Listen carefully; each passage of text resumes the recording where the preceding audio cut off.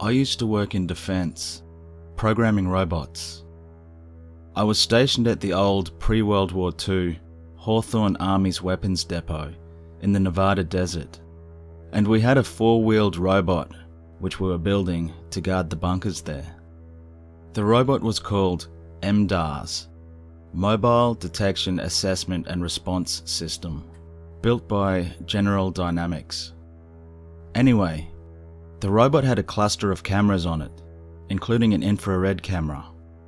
The infrared was really fun to play with at night. It sensed heat, so you could spot coyotes, rattlesnakes, rabbits, and other desert creatures. One morning I walked into our office, and everyone was crowded around the video console, watching the robot's recorded video from a few hours prior. The video started with the robot driving its usual mindless route. Then he picked something up on radar, sounded his alarm, and sped over to the radar blip to get a closer look. When he got there, he pointed his color camera, but there was nothing there. Then he tried infrared, and that's when things got a bit scary. There was a ghost, standing in the desert in front of the robot. He looked like an old World War II soldier. He was in uniform, with a rifle and a German Shepherd. The robot kept toggling between the color camera and the infrared, and thus, the ghost kept disappearing and then coming back. Clearly the robot was confused. I'm pretty sure the ghost was confused as well. Eventually the ghost decided he had better things to do, so he left. Then the robot resumed his mindless route.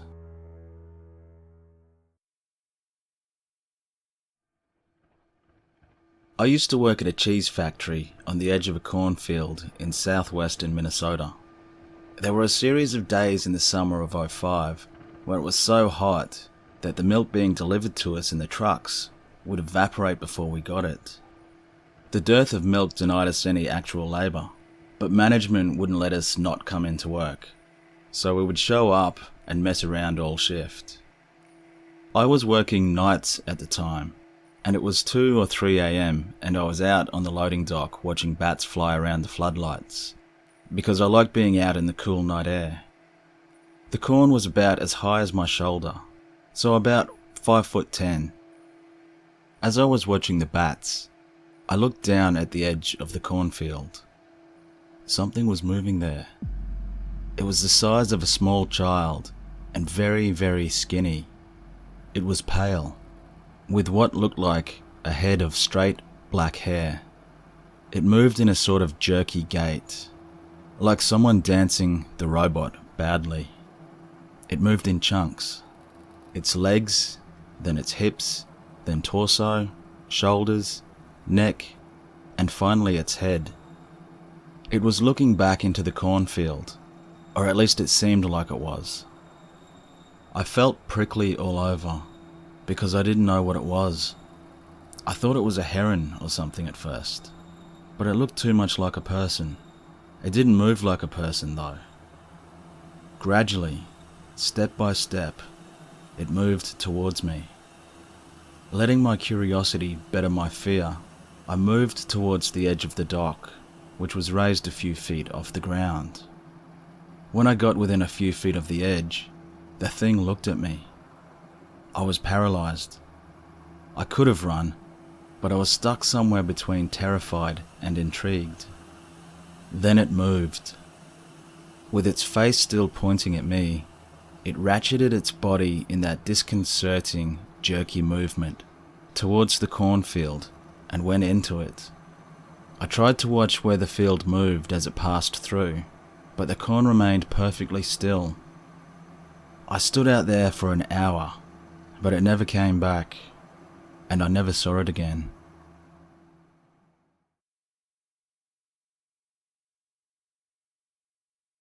This happened to me and a friend several years ago in North Alabama.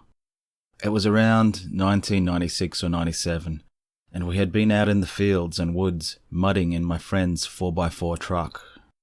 It was about 1 a.m, and we were heading back to his house when we ran out of gas just down the road before we got there. So we're out of gas and we're pushing the truck the last little stint back home. We finally got the truck in its usual parking spot, which was about 10 feet in front of a security light. We decide we want to sit inside the truck for a little bit and listen to music and smoke a joint. The radio is down pretty low and we aren't really talking, just being really quiet while I roll the joint. I light it and take a toke, then I pass it to my partner. He passes it back, and that's when I look up and I see it. Standing there, no more than 10 feet in front of us and directly in clear view under the security light, was a horrible creature. I froze up and remained as silent as I could. Then my buddy screams out loudly. That's when this thing notices us and jumps, turning in our direction. It immediately ran off in an awkward lanky fashion and ducked behind a tree. Then it peeked around the tree back towards us, before sprinting off into the woods where it disappeared. That's when I said, "Did you see that?" My friend immediately described exactly what it was that I had just witnessed, down to detail. A solid black bipedal creature with shiny tight skin. It had an elongated head and no face. It did have facial bone structure, but no orifices. No mouth, no nostrils, and no eyes. You could see every bone in its body, and it was slightly hunched, and it had long dangling pointy fingers.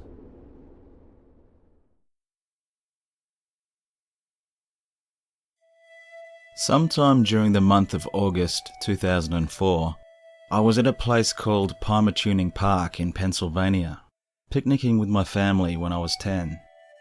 I had wandered off alone into the nearby forest and was looking at all the trees. I was walking around when I heard the sound of music. I followed it until I reached a clearing, and like a scene from a movie, sitting on an old stump on the edge of the clearing was a little boy. He looked like he was about 7. He had medium-length blonde hair and was playing a recorder made of wood. He must have heard me because he looked up.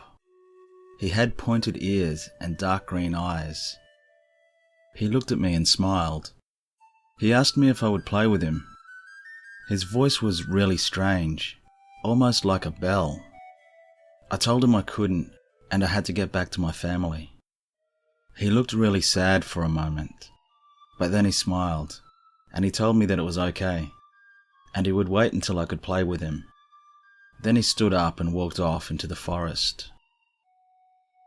I've been back to the area several times. The clearing is still there, but the stump he was sitting on is long gone. The second or third time I went back, I left a slice of apple sitting near where the stump was. When I went back the next day, the apple slice was gone, and in its place was a very smooth stone.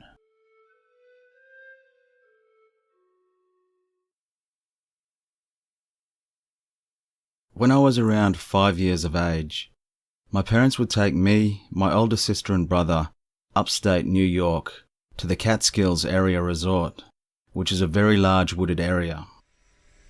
I remember one day walking into the woods and getting lost. The trees were so thick and dark that it almost seemed like night. After a while, I came upon a clearing. There was a group of, I think, 4 people in the clearing, adults. But these adults were strange. They were very small, about the same size as me, and they were all bald. None of them had any hair on their heads. But what stands out in my memory was that all around them was a circle of beach sand in the middle of the woods. They were not at all intimidating, but I was crying, of course, because I was lost and frightened. They showed me the way back, leading me through the woods to about the halfway point when they stopped and told me that they didn't want to meet my parents, and that I would have to continue alone. I made it out of the woods shortly after and found my parents. I should also mention that my older sister and brother both remember me going missing back then.